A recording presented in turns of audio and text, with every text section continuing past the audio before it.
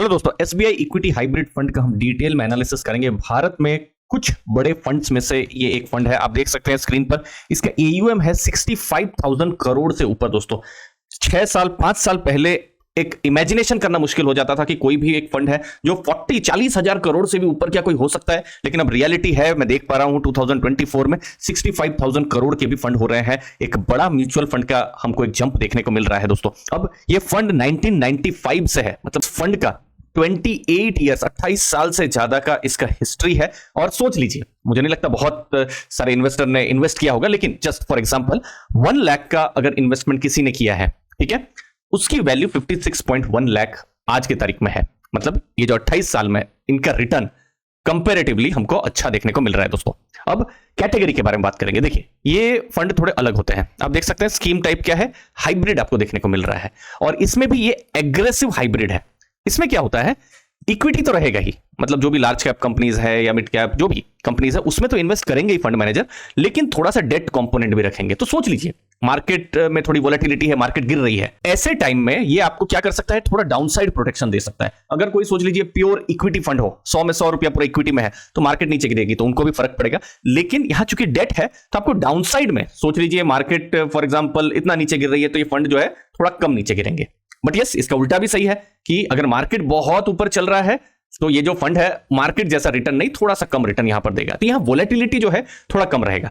अगर हम थ्योरी में जाएंगे तो 65% मिनिमम इन फंड्स को इक्विटी में इन्वेस्ट करना है और 20 से 35% ये लगभग डेट में इन्वेस्ट करेंगे। और जो अब एक बेनिफिट है, जो पहले डेट फंड में था इंडेक्सेशन, अब तो हट गया है, तो टैक्सेशन अभी इक्विटी का है। तो 1 लाख तक कोई भी टैक्स नहीं है, जो भी प्रॉफिट रहेगा उसके बाद यहां पर टैक्स आता है। ठीक है, तो बेंचमार्क बहुत जरूरी है इन फंड्स को जब हम एनालिसिस करें। तो यहां जो बेंचमार्क है वो एक क्रिसिल का एक इंडेक्स है, 35+65 इंडेक्स। वो क्या है, उन्होंने एक ब्लेंड किया हुआ है। उस इंडेक्स में 65% जो इक्विटी बीएससी की जो कंपनीज है वो है, और एक बॉन्ड फंड का एक इंडेक्स है। तो उसको एक ब्लेंड करके उन्होंने इंडेक्स बनाया है। तो देख लेते हैं कि इस फंड का रिटर्न कैसा रहा है दोस्तों। तो ये एसबीआई इक्विटी फंड है, और फिर जो बेंचमार्क जो रिटर्न है उसके साथ उन्होंने कंपेयर हम यहां पर करेंगे दोस्तों। तो ये देखिए, फंड का 1 ईयर का रिटर्न है 23.8। देखिए डेट है, फिर भी रिटर्न आप देख सकते हैं कि यहां पर एक अच्छा रिटर्न कहा जाएगा 23। अब बेंचमार्क का रिटर्न है 26.58। तो देखिए, फंड का रिटर्न भले ही 23 हो, इससे में तो बहुत अच्छा ही है, एफडी का 3 टाइम्स है, लेकिन उन्होंने बेंचमार्क को बीट यहां पर नहीं किया है। ठीक है, अच्छा, एक एडिशनल बेंचमार्क भी है, वो है एसएनपी बीएसई सेंसेक्स। सेंसेक्स को क्या उन्होंने बीट किया है, तो देखिए सेंसेक्स के पास ही रिटर्न है 24.51। 5 ईयर का देख लेते हैं, फंड का रिटर्न है 14.2% और बेंचमार्क का क्या रिटर्न है 15.07। 5 ईयर में भी फंड ने बेंचमार्क को बीट नहीं किया है। इनफैक्ट 3 ईयर में भी बेंचमार्क का रिटर्न ज्यादा है, फंड का कम है दोस्तों। तो आप ऐसा मान सकते हैं लास्ट 1, 3, 5 ईयर बेसिस में, अगेन ये पॉइंट टू पॉइंट डेटा है, लेकिन हम देख रहे हैं कि ये फंड बेंचमार्क को बीट नहीं कर पा रहा है। बेंचमार्क क्या है, जो कि हाइब्रिड का जो 35+65 इंडेक्स है वो। लेकिन मैं एक अलग बात भी मैं जरूर बताऊंगा, वो ये है कि जब ये बेंचमार्क नहीं था तब सेंसेक्स तो था। तो 1995 अक्टूबर से सेंसेक्स का रिटर्न मेरे लिए भी थोड़ा सरप्राइजिंग था। 12.85% उनका रिटर्न था सेंसेक्स का, और इस फंड का 15.23% है। मतलब लॉन्ग टर्म में ये जो कैटेगरी है बहुत इंटरेस्टिंग भी हो जाती है। मैं सिर्फ ये एसबीआई हाइब्रिड फंड के बारे में बात नहीं कर रहा हूं, ये जो कैटेगरी है जहां पर एसेट एलोकेशन एक तरीके से बहुत हो जा रहा है, थोड़ा सा डेट भी आपको मिल जा रहा है, थोड़ा इक्विटी भी आपको मिल जा रहा है, लेकिन फिर भी लॉन्ग टर्म में आप इक्विटी को बीट कर पाने हैं। एक बहुत ही इंटरेस्टिंग ऑब्जर्वेशन मुझे लगा। लेकिन यस, परफॉर्मेंस अगर हम देखें तो लास्ट 3-5 ईयर्स में बहुत अच्छा हमको देखने को नहीं मिल रहा है। अब एनएवी क्या है, एक्सपेंस रेशियो क्या, अब देखिए ये चेंज हर दिन यहां पर चेंज होता रहता है। जो एनएवी है, यस, जो डायरेक्ट प्लान है वहां पर देखेंगे आप 272 का एनएवी है, यहां 248.69 का एनएवी है। एक्सपेंस रेशियो रेगुलर का 1.43 है, डायरेक्ट का 0.76% है। अब इसके अलग अलग थॉट प्रोसेस है दोस्तों। डायरेक्ट प्लान में आप डायरेक्ट इन्वेस्ट करते हैं, आजकल बहुत सारे ऐप्स भी आ गए हैं, डायरेक्ट आप इन्वेस्ट कर सकते हैं। रेगुलर प्लान में जनरली आप किसी भी एडवाइजर के थ्रू में इन्वेस्ट करते हैं। अगेन इसके प्रोज एंड कॉन्स अलग अलग जगह में है। डायरेक्ट में आपको थोड़ा खर्चा कम पड़ता है, लेकिन यस, जैसे रेगुलर है तो आप किसी के गाइडेंस में यहां पर काम कर रहे हैं, क्योंकि आप अपने काम में, अपने बिजनेस में, अपनी नौकरी में बिजी रहते हैं, तो डेली बेसिस पे बिल्कुल असंभव है, इंपॉसिबल है मार्केट को ट्रैक कर पाना, म्यूचुअल फंड्स को ट्रैक कर पाना। तो जो भी आपके जो डिस्ट्रीब्यूटर्स होंगे वो आपको डेली बेसिस पे वो आपको जो है एनालिसिस करके दे पाएंगे, और फिर भी उनका मार्केट के साथ हमेशा यहां पर वो देखते रहते हैं। तो कोई भी बीच में अगर चेंजेस करने हैं, कोई गोल बेस्ड प्लानिंग है, तो वहां पर वो हेल्प कर सकते हैं। तो दोनों के ही अपने एडवांटेजेस और डिसएडवांटेजेस हैं, फिर आपको अपना स्ट्रेंथ को पकड़ना है दोस्तों। अब फंड मैनेजर कौन है? देखिए मैक्सिमम फंड का 75% से ज्यादा जो है इक्विटी पोर्शन है, और यहां पर फंड मैनेजर है मिस्टर आर श्रीनिवासन, जो कि लगभग 30 ईयर्स से है। और ये अगर मैं कहूंगा अगर इस फंड का कोई सबसे बड़ा पॉजिटिव है तो ये यही है, क्योंकि जो दूसरे फंड है जैसे फोकस फंड है, फ्लेक्सी कैप फंड है, उसके भी वही फंड मैनेजर है, तो वो एक इंपॉर्टेंट चीज है। फिर जो है राधाकृष्णन जी जो है वो डेट को देख रहे हैं, लेकिन मैं देख रहा हूं उनका एक्सपीरियंस 21 ईयर का है, लेकिन वो इस फंड को नवंबर से ही देख रहे हैं। जैसे श्रीनिवासन जी तो देखिए इक्विटी को देख रहे हैं जो कि 75% से ऊपर है, 2012 से देख रहे हैं, तो इक्विटी वाला पार्ट तो ठीक है, लेकिन डेट वाली जो टीम है मैं टोटल देख रहा हूं नवंबर दिसंबर से आई है, तो इसलिए जो भी वहां पॉजिटिव है तो यहां पर वो थोड़ा सा न्यूट्रल यहां पर हो जा रहा है जब हम ओवरऑल टीम की हम बात कर रहे हैं दोस्तों। अब जो 77% पोर्टफोलियो में बोल रहा था, कौन से 10 स्टॉक है जो पोर्टफोलियो में सबसे ज्यादा वेटेज है, तो आप देख सकते हैं जैसे ICICI bank, Reliance, Infosys, Bharti Airtel, SBI, HDFC bank, MRF, Divi's, Bajaj finance, InterGlobe जो है, इंडिगो, वो है। और टोटल 29 स्टॉक्स इस पोर्टफोलियो में हमको आपको देखने को मिल सकते हैं। ये बहुत इंपॉर्टेंट है, ये मैंने वैल्यू रिसर्च से डेटा लिया है। ये है रिस्क का डेटा, तो 3 ईयर का कैसा यहाँ पर रिस्क के बेसिस पे रिटर्न आया है। सबसे पहले मैं स्टैंडर्ड डेविएशन की बात करूंगा। स्टैंडर्ड डेविएशन मतलब कि फंड का रिटर्न और जो हम हाइब्रिड, जो एग्रेसिव हाइब्रिड जो कैटेगरी है, किस तरीके से वो डेविएट करते हैं, ठीक है। तो जैसे जो इंडेक्स है 9.96% डेविएट करता है, ये 8.79% डेविएट करता है। मतलब क्या है, ये फंड जो है कम वोलेटाइल है, ठीक है, कि मार्केट में कल थोड़ा उथल पुथल ज्यादा हो गई तो यहां वोलेटिलिटी कम रहेगी, तो वो एक अच्छी चीज है। बट अगर वोलेटिलिटी कम हो तो उसमें रिटर्न पर क्या फर्क पड़ रहा है वो हमको शार्पे रेशियो से पता चलता है। शार्पे रेशियो समझा देता हूं। देखिए सोच लीजिए कोई भी एक फंड है जिसका रिटर्न है से 16% और रिस्क फ्री रिटर्न, ठीक है, रिस्क फ्री रिटर्न है सोच लीजिए 7%, ठीक है।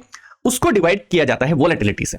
वोलेटिलिटी क्या है यहां पर, जैसे स्टैंडर्ड डेविएशन है। चलिए वोलेटिलिटी यहां पर 9 और 8 हमको दिख रहा है, चलिए मैं 9 को ले लेता हूं, ठीक है। तो 16 माइनस 7 कितना हुआ, 9 हो गया। 9 डिवाइड बाई 9 कितना हुआ, 9 डिवाइड बाई 9 यहां पर 1 हो रहा है, तो स्टैंडर्ड डेविएशन यहां पर 1 हो गया। ओके, अच्छा यही रिटर्न रहा, लेकिन वोलेटिलिटी फॉर एग्जांपल 9 से 18 हो गई, बहुत ज्यादा हो गया, तो क्या होगा, शार्पे रेशियो कम हो जाएगा, ठीक है। तो हमको हमेशा एज ए थंब रूल आप मान के रखिए कि स्टैंडर्ड डेविएशन कम होना चाहिए, शार्पे रेशियो ज्यादा होना चाहिए। तो शार्पे रेशियो कैसा है, हाइब्रिड जो है उसका 1.13 है और फंड का 0.91 है। मतलब कि फंड कम वोलेटाइल है, कम रिस्क यहां पर है, लेकिन रिटर्न भी कम दे रहा है, तो रिस्क एडजस्टेड रिटर्न भी कम है। नहीं तो आइडियली क्या एक ऑब्जेक्टिव होना चाहिए किसी भी फंड से कि आप हमको रिस्क हमारा कम होना चाहिए या वोलेटिलिटी कम होना चाहिए, लेकिन रिटर्न भी थोड़ा सा ज्यादा अगर आप दे पाए तो बहुत अच्छा है। लेकिन रिस्क कम है लेकिन रिटर्न भी इस फंड का हमको बहुत देखने को नहीं मिल रहा है दोस्तों। तो फाइनल एनालिसिस वही चीज, लोअर वोलेटिलिटी है लेकिन रिस्क एडजस्टेड रिटर्न भी यहां पर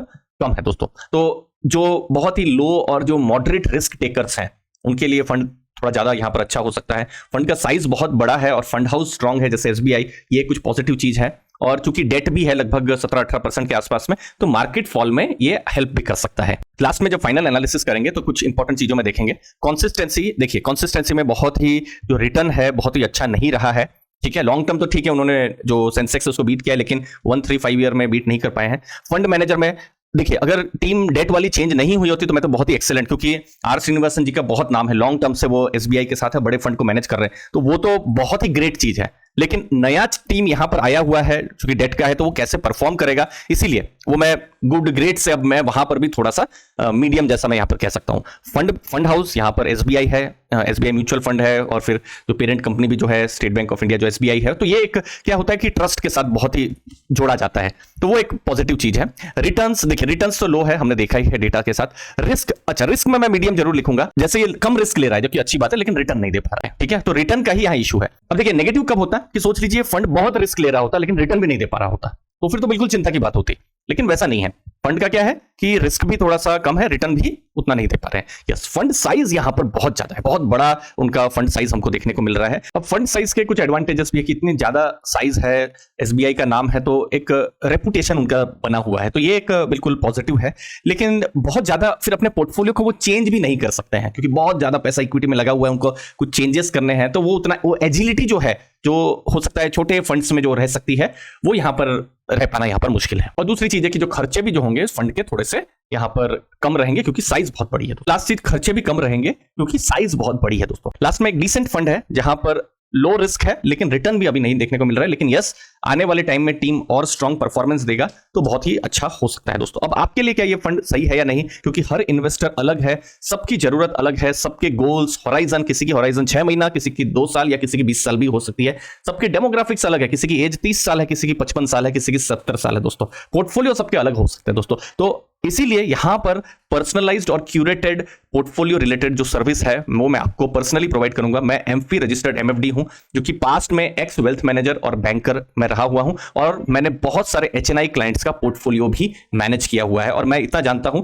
कि हर क्लाइंट यूनिक होता है और उनके लिए यूनिक क्यूरेटेड इन्वेस्टमेंट प्लान होना चाहिए दोस्तों। तो यहां मैं क्या कर सकता हूं, आपका जो म्यूचुअल फंड का पर्सनलाइज्ड म्यूचुअल फंड का रिव्यू में कर सकता हूं और comprehensive mutual fund related service में प्रोवाइड कर सकता हूं, ताकि आपके जो भी भविष्य के गोल है, कोई भी गोल हो सकता है, मैरिज का गोल हो सकता है, आपका खुद के मैरिज का गोल हो सकता है, या फिर बच्चों के मैरिज का गोल हो सकता है, आपके खुद की रिटायरमेंट का प्लान हो सकता है, या बच्चों के एजुकेशन का प्लान हो सकता है। बहुत सारे फ्यूचर के गोल्स हो सकते हैं, छोटे गोल्स भी होते हैं, जैसे कार खरीदना है या फिर 2 साल के बाद इंटरनेशनल वेकेशन में जाना है। तो कैसे म्यूचुअल फंड के जरिए आप ये सब प्लान कर सकते हैं, उस पर मैं आपकी हेल्प कर सकता हूं। और ये पर्सनलाइज्ड और क्यूरेटेड यहां पर सर्विस है दोस्तों। यहां पर आप मुझे एक मेल कर सकते हैं, इस मेल आईडी में deepaktonk55@gmail.com।